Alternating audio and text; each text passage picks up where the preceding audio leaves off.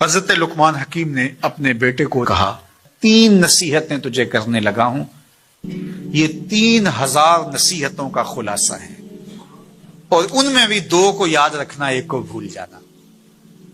تو بیٹا ہمہ گوش ہو گیا، تو حضرت لقمان بولے جو نیکی کی ہے اس کو بھول جانا، جو نیکی کی ہے اس کو بھول جانا، اور موت کو اور اپنے رب کو یاد رکھنا۔ یہ میری ساری نصیحتوں کا خلاصہ ہے۔ جو نیکی کی ہے وہ بھول جانا، چاہے وہ کسی شخص کے ساتھ کی ہے، چاہے وہ نیکی عبادت کی صورت میں ہے، چاہے وہ ریاضت کی شکل میں ہے، خدمت انسانی ہے، کسی رشتہ دار کے ساتھ نیکی کی ہے، تو کہا بھول جانا جس طرح کی ہوئی نہیں ہے۔ حضرت معاذ بن جبل رضی اللہ تعالیٰ عنہ حضور کے روضہ انور کے سامنے بیٹھ کے رو رہے تھے۔ حضرت عمر گزرے تو پوچھا اے معاذ کیوں رو رہے ہو؟ کہا صاحب مزار کا ایک فرمان یاد آیا جس نے رلا دیا۔ کہا وہ کیا فرمان ہے؟ کہا ایک دن حضور نے کہا تھا ادنا سی ریا بھی شرک ہے، تھوڑی سی ریاکاری بھی شرک ہے۔ اللہ صرف اس عمل کو قبول کرتا ہے جو محض اس کے لیے کیا جائے۔ تو نیکی خالص اللہ کے لیے کریں گے تو قابل قبول ہے۔ اللہ تعالیٰ غیرت والا ہے، وہ کسی اور کو اپنے ساتھ شریک ہونا پسند نہیں کرتا۔ تو جب بھی نیکی کرو، یہ ثلث دین ہے، انما الاعمال بالنیات۔ اس حدیث کو علماء نے کہا ہے 3 حصہ دین کا اس میں ہے کہ اعمال کا دار و مدار نیتوں پہ ہے۔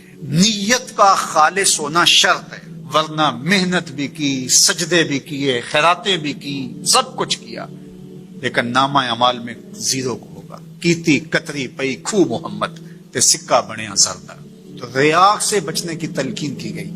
حضرت لقمان حکیم نے کہا جو نیکی کی ہے اس کو بھلا دینا، اللہ کو اور اپنی آخرت کو کبھی فراموش نہ کرنا۔ جب آخرت مستحضر رہتی ہے، ہر وقت بندہ خیال میں رہتا ہے کہ میں اللہ کے حضور پیش ہونا ہے، ایک میدان لگنا ہے، وہاں ترازو گڑے گا، اعمال تولے جائیں گے، تو خود بخود اپنا محاسبہ کرتا رہتا ہے۔ یہاں وہ کچہری خرید سکتا ہے، عدالتیں خریدی جا سکتی ہیں، تھانے یہاں بک جاتے ہیں، یہاں منصف بک جاتے ہیں، لیکن وہاں اللہ کی پولیس نہیں بکے گی، وہاں کے تفتیشی نہیں بکیں گے، وہاں کے تھانے، وہاں کی کچہریاں نہیں بکیں گی، وہاں ترازو پورا وزن تولے گا۔ یوم تبلی السرائر فما له من قوت ولا ناصر۔ فرما جس دن راز کھول دیے جائیں گے، کوئی کسی کی مدد نہیں کر پائے گا، اور نہ کوئی طاقت سے اپنے عیب کھلنے سے روک سکے گا۔ تو جب مستحضر ہوگا کہ میں اللہ کے حضور پیش ہونا ہے، ایک کچہری لگنی ہے، ایک عدالت لگنی ہے۔ آج مکار آدمی، جھوٹا آدمی، خائن آدمی، بد کردار آدمی بچ کے نکل جاتا ہے، عدالتوں کو چکمے دے جاتے ہیں، لوگ عدالتیں خرید لیتے ہیں، دھمکا لیتے ہیں، سب کچھ ہو جاتا ہے اس دنیا میں۔ طاقتور کی کوئی بات نہیں کرتا، کمزور پھٹے چڑھا دیے جاتے ہیں، لیکن ایک عدالت ایسی لگنے والی ہے جہاں انصاف ہوگا، جہاں عدل ہوگا۔ تو اس لیے کہا کبھی اس کو فراموش نہیں کرنا، اور دوسرا اپنے رب سے کبھی بھی غافل نہیں ہونا۔ اپنے رب سے جو غافل ہو جاتا ہے وہ زندگی کے مقصد کو کھو بیٹھتا ہے، اور اسی کو رومی کہتے ہیں دنیا ہے یہ چیز، دنیا از خدا غافل بدن۔ دنیا کیا ہے؟ کہا سونے چاندی ہیرے جواہرات کا نام دنیا نہیں ہے، خدا سے غافل ہو جانے کا نام دنیا ہے۔ تو اس لیے اللہ کے ذکر سے، اس کی یاد سے، اس سے کبھی بھی غافل نہیں ہونا چاہیے۔ اور اگر کوئی اس سے غافل ہو گیا تو سن لو وَلَا تَكُونُوا كَالَّذِينَ نَسُوا اللَّهَ فَأَنسَاهُمْ أَنفُسَهُمْ أُولَٰئِكَ هُمُ الْفَاسِقُونَ۔ کہا ان لوگوں کی طرح نہ ہو جانا جو خدا سے غافل ہو گئے۔ تو جب وہ خدا سے غافل ہو گئے، اللہ نے انہیں ان کی ذاتوں سے بے خبر کر دیا۔ کسی نے کہا اقبال سے کہ تو نے خود ہی کا سبق کہاں سے لیا تھا؟ کہا قرآن کی اس آیت سے لیا تھا۔ اور یہ بات ذہن میں بٹھا لیں، اپنے لیے بھی اور اپنی اولادوں کی تباہ میں راسخ کریں جیسے بھی ہو سکے، کہ ایک چیز کو بھول جانا ہے، جو نیکی ہو گئی بھول گئے، اور اللہ کو بھی یاد رکھنا ہے اور آخرت کو بھی یاد رکھنا ہے۔ یہ چیز یاد رہ گئی تو سمجھ جاؤ خیر ہے، اور اگر یہ 2 چیزیں بھول گئی اور جو بھولنے کی چیز ہے وہ یاد رہی تو سمجھو ہم نے اپنا انسان جو اپنے بیٹے کو وصیت کرتا ہے وہ اس کے تجربات کا نچوڑ ہوتی ہے اور کمال محبت کے ساتھ اس کی سراسر بھلائی مقصود ہوتی ہے، اور باپ وہ وصیت اپنے بیٹے کو کرتا ہے، اور یہاں وصیت کرنے سے قبل کتنے پیار بھرے انداز میں یا بنیا، اے میرے پیارے بیٹے، احفظ انی اربعن و اربعن، میں تمہیں 4 چیزیں بیان کرتا ہوں اور 4 چیزیں اس کے ساتھ جڑی ہوئی ہیں، تو یہ 8 چیزیں تم یاد کر لو۔ لا یضرک ما عملت معہن، اگر یہ تیرے عمل کا حصہ بن جائیں تمہیں زندگی میں کبھی نقصان نہیں ہوگا، زندگی میں تم شر سے بچے رہو گے، برائی سے بچے رہو گے، نقصان سے بچے رہو گے، تمہارا باطن تمہارا ظاہر اچھا رہے گا اگر ان 4 چیزوں کو 4 چیزوں کے ساتھ جوڑ کر کے اپنے عمل کا حصہ بنا لو۔ فرمایا ان اغنى الغنى العقل، سب سے بڑا غنا، سب سے بڑی دولت مندی، سب سے بڑی ثروت عقل ہے۔ اگر کسی کو عقل کا رزق دیا گیا ہے تو وہ سب سے بڑا دولت مند ہے۔ اگر اس کے پاس مال و متاع بہت سارے ہیں لیکن بے وقوف ہے تو وہ دولت مندی نہیں ہے۔ وَأَكْبَرُ الْفَقْرِ الْحُمْقُ، اور سب سے بڑا فقر اور سب سے بڑی محتاجی جہالت ہے۔ سب سے بڑی دولت مندی عقل ہے، اور سب سے بڑی غربت، سب سے بڑی غریبی اور سب سے بڑا فقر اور محتاجی بے وقوفی ہے۔ وَأَوْحَشَ الْوَحْشَةُ الْعُجْبُ، اور سب سے بڑی وحشت تنہائی عجب ہے، خود پسندی ہے، اپنے آپ کو دیکھنا کہ میں بہت کچھ ہوں۔ جو شخص اپنے آپ کو دیکھتا رہتا ہے اور وقت اپنے آپ کو ہی لوگوں کے سامنے پیش کرتا رہتا ہے بنا سنوار کے، وہ تنہا ہو جاتا ہے۔ لوگ اس کی ان خوبیوں کا بھی انکار کر دیتے ہیں جو خوبیاں واقعتاً اس کے اندر موجود ہوتی ہیں۔ اگر پاؤ ہے تو اپنے آپ کو سیر نہ بتاؤ، لوگ پاؤ کا بھی انکار کر دیں گے۔ تو جو جس حالت میں ہو وہی حالت لوگوں کے سامنے ہونی چاہیے، بلکہ اس سے اگر کم ہو۔ شیخ سعدی نے ایک بڑی خوبصورت بات لکھی کہ تم برے ہو لوگ تجھے نیک سمجھیں یہ بری بات ہے، لیکن تم نیک ہو اور لوگ تجھے برا سمجھیں تو کوئی فرق نہیں پڑتا، تم اللہ کی نظر میں نیک ہو۔ اس لیے تم اگر سیر ہو اور لوگ تمہیں پاؤ سمجھے تو کوئی فرق نہیں پڑتا، لیکن اگر تم اپنے آپ کو پیش کر رہے ہو تو لوگ تمہاری اس حیثیت کا بھی انکار کر دیں گے جو تمہیں حاصل ہے۔ وَأَكْرَمُ الْحَسَبِ حسن الخلق، سب سے اچھا جو حسب و نسب ہے وہ کیا ہے؟ میں فلاں ہوتا ہوں، میں فلاں ہوتا ہوں، میں فلاں کا بیٹا ہوں، فلاں قبیلے سے میرا تعلق ہے، میرا باپ بڑا امیر کبیر تھا، اپنا حسب نامہ اس طرح لوگ پیش کرتے ہیں، مجھے جانتے ہو کہ میں فلاں ابن فلاں ہوں۔ سیدنا علی المرتضیٰ فرماتے ہیں بہترین جو حسب ہے جو آپ پیش کرتے ہیں وہ کیا ہے؟ حسن الخلق، تمہارے اخلاق کیسے ہیں، تمہارا خلق گواہی دے گا کہ تم اچھے خاندان کے چشم و چراغ۔ مشکاست کے خود ببوئے نہ کہ عطار بگوئے۔ فارسی کا ایک مقولہ ہے کہ خوشبو وہ ہوتی ہے جو خود بتائے کہ میں خوشبو ہوں۔ خوشبو بیچنے والا بتاتا پھر ذرا سونگ کے دیکھیے یہ بڑی اچھی خوشبو ہے، ذرا سونگیے، کہا یہ بتانے کی ضرورت نہیں۔ حضرت علی المرتضیٰ فرماتے ہیں تمہارے خلق کی خوشبو سے لوگ سمجھ جائیں گے یہ کون ہے، تمہارے اخلاق اتنے اچھے ہوں کہ لوگ پہچان جائے تم کون ہے۔ تو بہترین حسب و نسب کیا ہے؟ اپنے بیٹے حضرت امام حسن رضی اللہ تعالیٰ عنہ کو بتا رہے ہیں، مجھے بتائیے امام حسن سے بہتر نسب اور حسب کس کا ہو سکتا ہے؟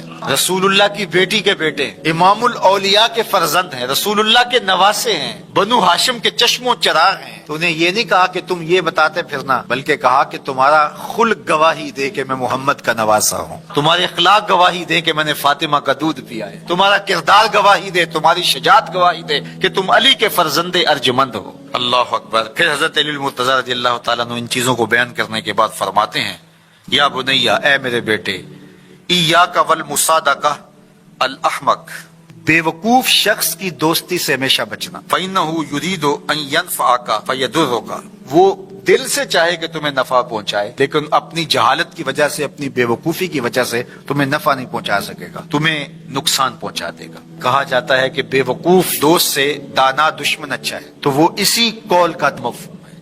آپ نے اپنے بیٹے حسن کو یہ نصیحت کی، یہ نصیحت پلے باندھنے، اور کبھی بھی جاہل اور بے وقوف سے دوستی رکھیں، اس سے رویہ اچھا رکھیں، سلوک اچھا کریں، اس کے لیے خیر کا ذریعہ بنے آپ۔ یہ مطلب نہیں کہ بے وقوف کو آپ سلام بھی نہ کریں، لیکن دوستی اعتماد آپ اس پہ نہیں کر سکتے۔ وَإِيَّاكَ وَمُصَادِقَةَ الْبَخِيلِ، اور بخیل سے کبھی بھی دوستی نہ لگانا۔ فَإِنَّهُ يَبْعُدُ عَنْكَ أَحْوَجَ مَا تَكُونُ إِلَيْهِ، اس لیے کہ جب تجھے انتہائی ضرورت کا وقت آئے گا تو وہ تجھ سے دور ہٹ جائے گا، اور تو اس پہ توقع لگائے ہوئے ہوگا کہ میرا دوست ہے اور اوکھے ویلے میرے کام آئے گا، لیکن اوکھے ویلے وہ کام نہیں آئے گا۔ تو بخیل سے دوستی کا رب نہیں رکھنا۔ وَإِيَّاكَ وَمُصَادَقَةَ الفاجر، بدکار شخص سے کبھی دوستی نہ رکھ، برے شخص سے کبھی دوستی کا رشتہ نہ جوڑنا۔ فَإِنَّهُ يَبِيعُكَ بِالطَّافَةِ، جو فاسق و فاجر ہے، برا شخص ہے، بدکار ہے، اس سے دوستی نہ رکھنا، اس لیے کہ وہ بہت تھوڑی قیمت میں تجھے بیچ دے گا۔ اور آخری بات، وَإِيَّاكَ وَمُصَادَقَةَ الْكَذَّابِ، جھوٹے آدمیوں سے کبھی دوست نہیں رکھنا۔ فَإِنَّهُ كَالسَّرَابِ يُقَرِّبُ عَلَيْكَ الْبَعِيدَ وَيُبْعِدُ عَلَيْكَ الْقَرِيبَ، وہ بعید کو تجھے قریب دکھائے گا، قریب کو تجھے بعید دکھائے گا۔ جو چیز قریب ہوتی ہے، جو سراب ہوتا ہے تو دور سے پانی دکھائی دیتا ہے، لیکن جب قریب جا کے دیکھتے ہیں تو سراب ہوتا ہے، پانی نہیں ہوتا۔ تو کہا وہ بھی سراب کی طرح ہوتا ہے، کذاب، جھوٹ بولنے والا، جو تجھے وہ نقشہ کھینچے گا جو ہوگا نہیں، تجھے وہ چیزیں بتائے گا جو نفس العمل میں نہیں ہوں گی، اور تو ایک مغالطے میں مارا جائے گا۔ یہ ہے حضرت سیدنا علی المرتضیٰ رضی اللہ تعالی عنہ کے وہ اقوال نور، جن کی گہرائی، گہرائی اور حکمت سے بھرے ہوئے یہ کلمات سے پھوٹتے ہوئے اجالے ہماری زندگی کو ایک اسلوب دیتے ہیں۔ میں نے آپ کے سامنے کتاب اللہ سے جو کلمات تلاوت کرنے کا شرف حاصل کیا ہے، ان میں اولیاء کی عظمت کو بیان کیا اور ان کا عرفان دیا۔ ولی باقاعدہ قرآنی اصطلاح ہے، اور یہ دھرتی اولیاء کے وجود سے محروم نہیں۔ اس امت کی من جملہ خصوصیات میں سے ایک خصوصیت یہ ہے کہ اس امت میں قیامت تک اولیاء موجود رہیں گے۔ اب ولی کون ہے، ولی کسے کہتے ہیں، اس کی معرفت کیسے حاصل ہو، یہ ایک مشکل اور پیچیدہ موضوع بھی ہے، لیکن اس کے لیے جو ہمیں معرفت کا طریقہ دیا گیا ہے وہ انتہائی سادہ سا فارمولہ بھی ہے۔ بعض نے تو کہا کہ ولی کی پہچان بہت مشکل ہے، حتیٰ کہ ولی را ولی می شناسد، ولی کو ولی ہی پہچان سکتا ہے، لیکن وہ مختلف مدارج پر فائز المرام اور مختلف مقامات رفیع پر جو لوگ فائز ہیں ان کے مراتب کے حساب سے ہے۔ باقی ولی کا جو سادہ مفہوم ہے، اللہ کی قربت کا مقام رکھنے والے یہ لوگ جو ہیں، ان کی معرفت ہمیں کتاب اللہ نے دی ہے، اور وہ دو نشانیاں بیان کی اس آیت کریمہ کے آخر میں، الذین آمنوا وکانوا یتقون، یہ جو جنہیں خوف نہیں ہے، جنہیں حزن و ملال نہیں ہے، جو اس مادی دنیا میں ایک خوبصورت زندگی گزار رہے ہیں اور اخروی زندگی میں غموں سے، دکھوں سے آزاد ہوں گے، عذاب الہیہ میں شکار نہیں ہوں گے، بلکہ اللہ کی رضا کے حصار میں ہوں گے۔ یہ کون خوش نصیب لوگ ہیں؟ ایمان اور تقوی رکھنے والے لوگ۔ تو یہ دوگانہ شرائط ہیں جو اہل اللہ کی معرفت کے لیے ہمیں دی گئی ہیں۔ امام فخر الدین رازی علیہ رحمہ تفسیر کبیر میں لکھتے ہیں کہ ایک ہے قوت نظریہ اور ایک ہے قوت عملیہ، نظریے کی قوت، عقیدے کی قوت، اور ایک ہے عمل کی قوت۔ یہ قوتیں جب مضبوط ہوں تو پھر اللہ کا ولی معرض وجود میں آتا ہے۔ یعنی یہ دو قوتیں جب ایک ذات میں جمع ہوتی ہیں اور وہ جتنی ہی مضبوط ہوں اس قدر اللہ کا ولی مقامات رفیع پہ فائز المرام ہوگا۔ الولایت عبارت عن القرب، امام رازی نے لکھا ہے کہ ولایت قرب الہی سے عبارت ہے، تو جس کو اللہ کی قربت زیادہ ہوگی وہ بڑا ولی ہوگا۔ اور ولی فعیل کے وزن پر صفت کا صیغہ ہے، تو فعیل کبھی فاعل کے معنی میں ہوتا ہے اور کبھی مفعول کے معنی میں ہوتا ہے۔ تو اگر فعیل کے معنی میں ہو اور جو ہے وہ فاعل کے معنی میں ہو تو اس کا معنی ہے مدد کرنے والا، اور اگر جو ہے وہ مفعول کے معنی میں ہو تو اس کا مطلب یہ ہے کہ مدد کیا گیا۔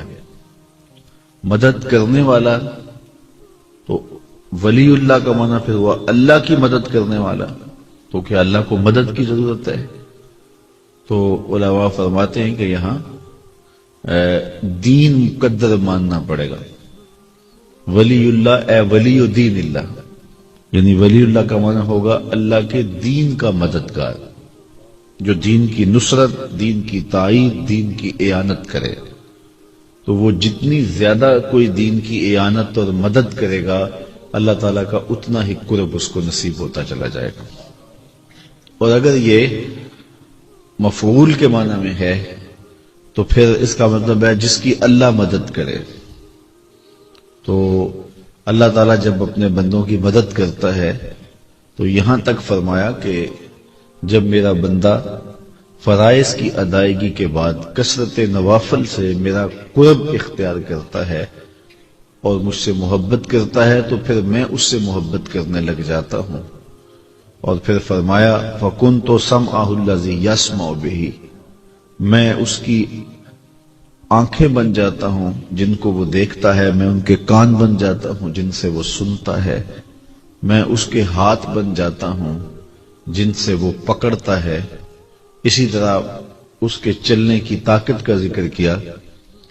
تو جو اللہ تعالیٰ جل شانہ کی قربت کے حصار میں آتا ہے پھر اللہ تعالیٰ اس کو مدد دیتا ہے۔ پھر کان اس کے ہوتے ہیں لیکن اللہ ان میں وہ اضافی قوتیں ڈال دیتا ہے۔ زبان اس کی ہوتی ہے لیکن بولتا ہے تو پھر لفظ خالی نہیں جاتے، وہ دلوں میں اترنے والے تیر ہوتے ہیں۔ آنکھیں اس کی ہوتی ہیں لیکن نگاہوں میں بجلیاں رکھ دی جاتی ہیں۔ ہاتھ اس کے ہوتے ہیں لیکن قوت بطش، پکڑنے کی قوت، وہ اپنی جناب سے خاص طور پہ ودیعت کرتا ہے۔ اور اسی طرح وہ چلتا ہے تو اللہ تعالیٰ اس کے لیے منزلیں آسان کر دیتا۔ احمد آباد میں ایک بزرگ تھے، وہ بار بار قدم اٹھاتے تو نیچے رکھ دیتے، تو کسی نے پوچھا حضرت آپ قدم اٹھاتے ہیں اور نیچے رکھ دیتے ہیں، بات سمجھ میں نہیں آئی۔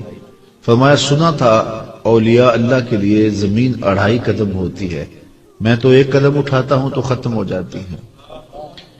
تو طی زمان بھی ہوتا ہے، طی مکان بھی ہوتا ہے۔ اولیاء اللہ کے لیے وقت بھی سمیٹ دیا جاتا ہے اور فاصلے بھی سمیٹ دیے جاتے ہیں، اور اس کو قرآن مجید سے ہی سمجھا جا سکتا ہے۔ آصف بن برخیہ کے لیے فاصلوں کا سمیٹ دیا جانا اور آنے واحد میں تخت بلقیس ملک سبا سے آنے واحد میں قدموں میں حاضر کر دینا، تو یہ ایک عمدہ مثال ہے جو قرآن کے دامن میں موجود ہے۔ تو اللہ تعالیٰ ان کو مدد دیتا ہے اور وہ دین کی مدد کرنے والے ہوتے ہیں۔ ہمارے ہاں یہ ہے کہ ولی کے حوالے سے لوگوں کے نظریات بڑے عجیب و غریب ہیں، اور یہ موضوع آج میں نے اس لیے چھیڑا ہے۔ ایک تو چونکہ یہ موسم ہے سفر المظفر کا اور اس مہینے میں کثرت سے اولیاء اللہ کے وصال ہیں، تو دوسری بات یہ ہے کہ اس وقت مداری گر اور مختلف قسم کے لوگوں کو لوگ فالو کر رہے ہیں۔ یہ پچھلے دنوں کے اندر قصور کا ایک واقعہ ہوا تو لوگ اس کو بنیاد بنا کر ہمارے مسلک پہ بات کر رہے ہیں کہ یہ دیکھو یہ ان کے پیر ہیں، اور حوالہ یہ ہے کہ دیکھو اتنے لوگ ان کے پاس جا رہے تھے تو یہ ان لوگوں کے مقتدا ہیں، حالانکہ انہیں بنیادی اور پہلا کلمہ بھی نہیں آتا تھا۔ تو اس لیے اس بات کو تسلیم کرنا چاہیے کہ جہلا بہرحال موجود ہیں جن کی وجہ سے ایسے لوگوں کے کاروبار چمکتے ہیں۔ اور دوسری بات یہ ہے کہ جس چیز کی مارکیٹ میں ڈیمانڈ ہو اسی کا 2 نمبر آتا ہے۔ جس چیز کی ڈیمانڈ ہی نہیں ہے اس کا 2 نمبر مال نہیں آتا. چونکہ اولیاء امت کی ضرورت ہیں. اولیاء باقاعدہ ایک پرانی اصطلاح ہے. اولیاء سے وابستگی دنیا اور آخرت کی بہتری کی ضمانت ہے. اولیاء کی صحبت من میں نور اتارتی ہے. ان کی دعاؤں کی برکتوں سے بیماریاں دور ہوتی ہیں. ان کے اٹھے ہوئے ہاتھ اللہ خالی نہیں موڑتا، اور ان کے وجود کی برکتیں روحوں تک اترتی ہیں، اور اس سے تن بھی سنورتے ہیں، من بھی سنورتے ہیں، زندگی بھی سنورتی ہے، آخرت بھی سنورتی ہے. تو چونکہ اولیاء ہماری ضرورت ہے، بالخصوص بر صغیر پاک و ہند کے جو لوگ ہیں ان کے تو خون میں اولیاء کی محبت شامل ہے. یہاں کوئی نبی نہیں آیا، صحابی کے آنے میں بھی اختلاف ہے، تو یہاں اولیاء نے اسلام پھیلایا ہے. اور ہم اپنے آباء و اجداد کے شجرے پڑھیں، ان کے نسب نامے دیکھیں، تو چند پشتوں کے بعد یا سکھ ہوگا یا ہندو ہوگا.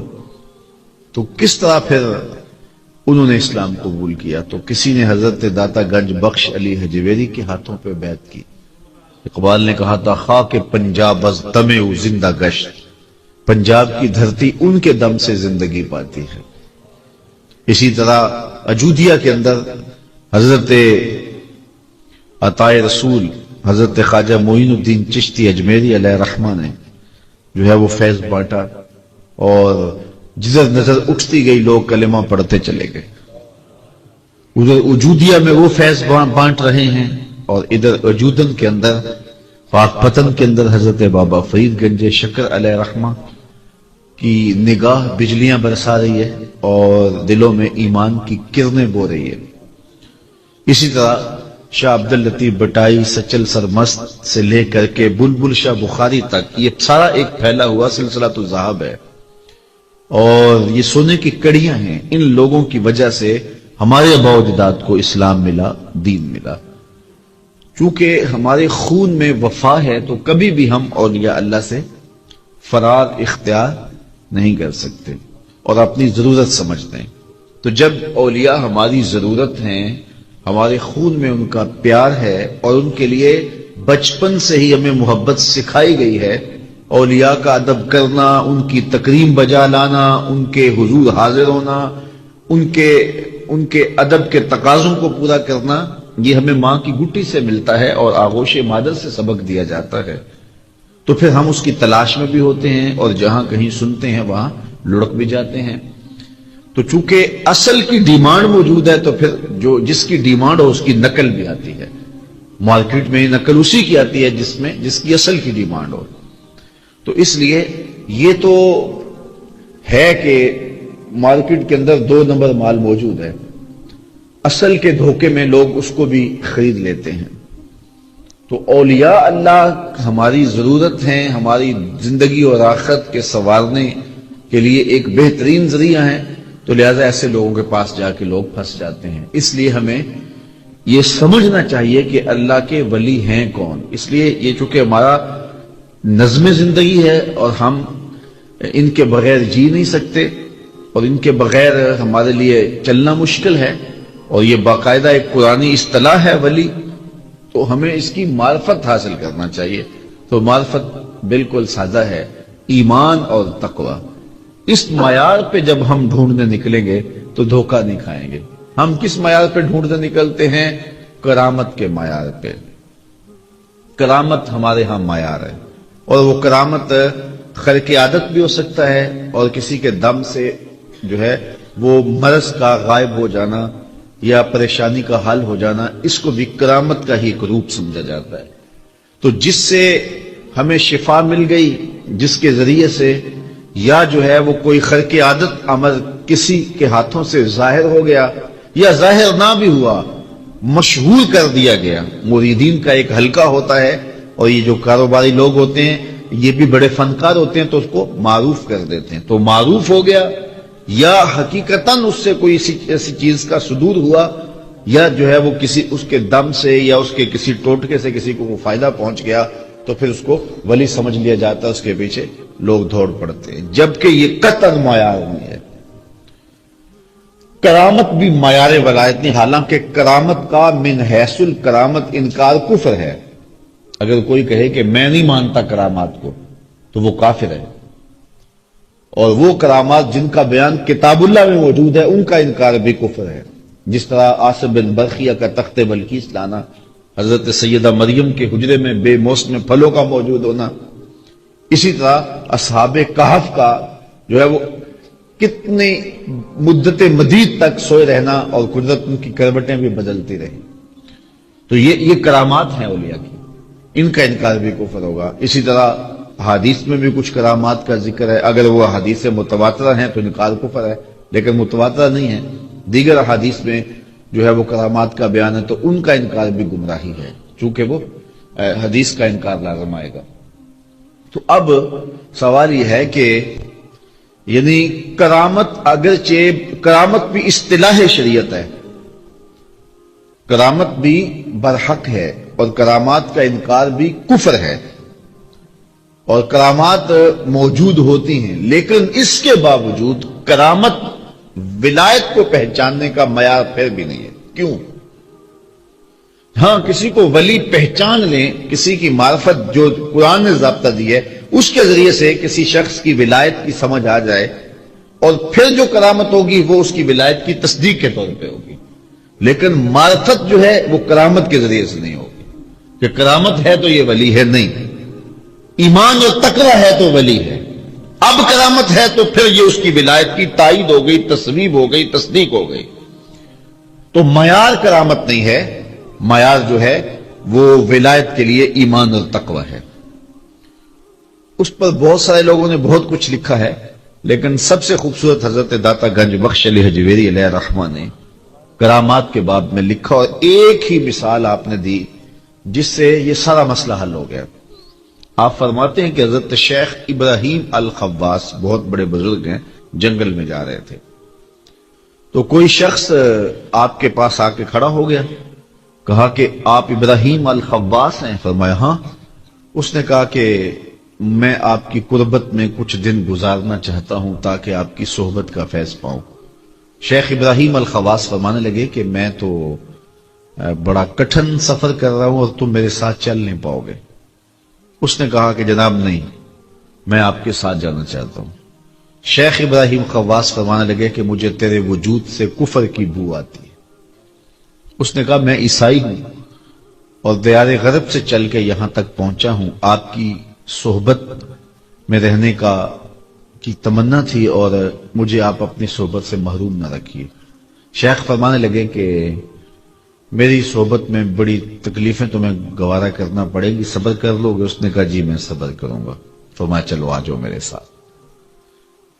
سفر پر گامزن ہو گئے، کچھ دن گزرے تو بھوک کی شدت سے اس کی ٹانگیں کپ کپانے لگی، اور وہ حضرت شیخ ابراہیم الخواص کو کہنے لگا کہ آپ اللہ کے ہاں مقبول ہیں تو مجھ سے حضرت گوارا نہیں ہوتا، میں بہت برداشت کیا لیکن اب میرے بس سے باہر ہو گئے، تو اللہ کے ہاں آپ کی جو قدر و منزلت ہے اس کا وسیلہ دے کر کے اس سے کچھ میرے لیے کھانے کا انتظام کروائیے۔